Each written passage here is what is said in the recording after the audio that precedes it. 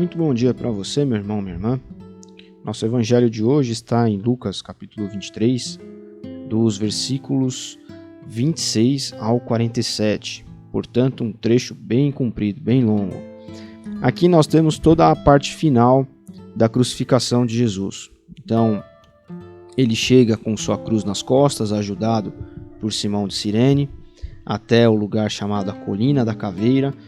Devia ser uma colina, né? Uma pequena montanha, onde eles colocavam as cruzes e ficava em evidência para que pessoas de uma longa distância, né, de uma distância razoável, pudessem ver ali a condenação sendo executada, né? Enfim, como eu disse, o trecho é longo e eu quero ficar com você aqui no trecho final, né? A partir do versículo 38, quando colocam uma placa escrita "Este é o Rei dos Judeus", e no 39, então um daqueles ladrões que estava ali sendo condenado junto com Jesus, né, tendo sua pena então executada ali, comete uma blasfêmia. Ele comete um pecado mais grave que existe, que é o pecado de não crer em Cristo. Pecado assim mais, imperdoável, né? A blasfêmia em si não é a questão aqui. A questão é que ele não crê em Cristo, não crê em Jesus como Cristo, como Messias, como Redentor, como Salvador, né? E nem como Filho de Deus, obviamente. Então ele diz assim: que bela espécie de Messias é você, salve a você mesmo e a nós também. E aí, como nós conhecemos o outro ladrão, que aí na tradição histórica da igreja dizem que o nome dele é Dimas, né? Nós não sabemos, isso é uma questão de tradição, responde para esse homem: você não tem temor a Deus? Está recebendo o mesmo castigo que ele. Nós o merecemos, mas ele não fez nada para merecer isto. E aí ele diz: Jesus, lembre-se de mim quando o Senhor entrar no seu reino. E Jesus disse em resposta: pode ter certeza, hoje você irá comigo para o paraíso.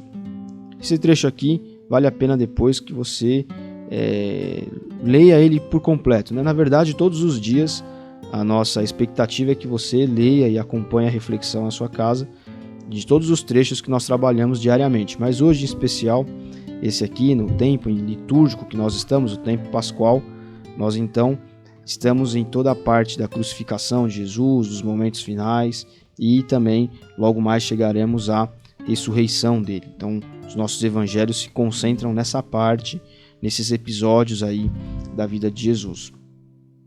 E isso aqui acontece e está registrado para nos lembrar que a nossa régua de medir não é a mesma da de Jesus, né? Aqui um homem que era um pecador pleno e claro, que é um ladrão, né? Está ali recebendo uma pena, segundo ele próprio diz, justa, né? Merecida. Ele, sem ter feito nada além de confessar o nome de Jesus ali, confessar que Jesus era Filho de Deus, recebeu como promessa o paraíso. E muitos cristãos, eles apontam os dedos e ficam olhando para os outros e julgando os outros, né? Quem é salvo, quem é merecedor, quem pode trabalhar na igreja, quem não pode, quem pode exercer um ministério, um serviço, quem não pode. E, inclusive, muitos caem no erro, né? De, em pregações, etc., como eu vi há pouco tempo atrás, ficarem julgando determinados grupos, né? Já determinando penas, né? Você, o grupo tal, vai para o inferno, né? O rapaz que é assim, a garota que é desse jeito. Eu há poucas semanas atrás eu vi tomei conhecimento, né, de um pregador que num congresso de jovens fez exatamente isso. Falou de rapazes que usavam calças apertadas, de meninas que usavam roupas largas e, enfim, grupos homossexuais, etc., condenando todos esses ao inferno. Olha, cuidado, porque Jezabel, Pombagira, enfim, e aí aquela salada toda. Mas veja, essa não é uma tarefa que cabe a nós. A tarefa que cabe a nós é explicar para as pessoas o amor de Deus, explicar para as pessoas quem foi Jesus e como Jesus ele nos torna seus amigos e ele quer que nós sejamos seus seguidores e, mais que seus seguidores, sejamos como ele foi. E como isso é um aprendizado diário e é, na verdade, uma jornada, uma caminhada. E que todos somos pecadores, né? E todos temos as nossas tentações. O heterossexual, o homossexual, o homem, a mulher, enfim, a pessoa mais velha, a pessoa mais nova. Independente de tudo isso, todos nós somos pecadores. Todos nós estaríamos, espiritualmente ao menos, na posição desse ladrão aqui. Mas o primordial não é isso. O primordial é, nós cremos em Jesus como esse homem aqui creu, de fato como Filho de Deus, de fato como poderoso, de fato como Salvador, ou nós, e aí isso vale para o mundo inteiro, não só nós aqui cristãos, ou que estamos compartilhando essa reflexão, mas nós estamos olhando para Jesus e vendo nele um revolucionário, um benfeitor, um grande líder, um sábio, outra coisa qualquer que não seja o Filho de Deus. Porque se nós olhamos para ele e não o enxergamos e não o confessamos como Filho de Deus, Salvador, Messias, né, Cristo, enfim, que é o mesmo que Salvador, nós estamos caindo no erro desse primeiro criminoso aqui, desse primeiro ladrão. Agora, quando nós confessamos e cremos e optamos por Cristo, nós fazemos como esse segundo homem. E aí o que Jesus diz para ele, olha, então você, por causa dos seus erros, alguma coisa, tem um mas, tem uma vírgula aí? Não. Jesus pode ter certeza, Jesus fala para ele, você irá comigo para o paraíso. Essa é a mensagem que nós devemos levar para as pessoas.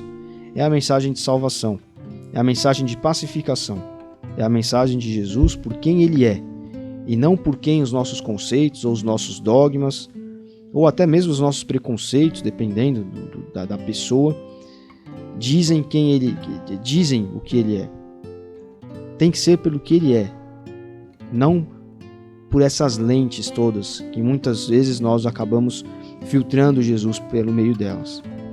Então, que essa mensagem ela fique muito guardada no nosso coração. Esse exemplo, né? Essa mensagem aqui na verdade é um exemplo para que nós não falemos quem é Jesus por intermédio de dogmas e crenças e até preconceitos, enfim, que nós falemos Jesus por quem ele é e que nós fiquemos guardados na certeza de que ele tem uma obra na vida de cada pessoa, ele tem uma forma de tratar, uma forma de lidar e ele se mostra como Senhor às pessoas, como ele fez com esse ladrão aqui.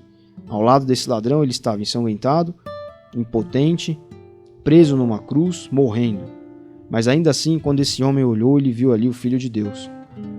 E essa é a realidade de muitas pessoas, enfim, neste mundo aqui, muitas pessoas às quais nós convivemos. Elas vão olhar para um Jesus que não é igual, entre aspas, ao que nós olhamos. Mas ainda assim elas vão ver em Jesus quem ele é.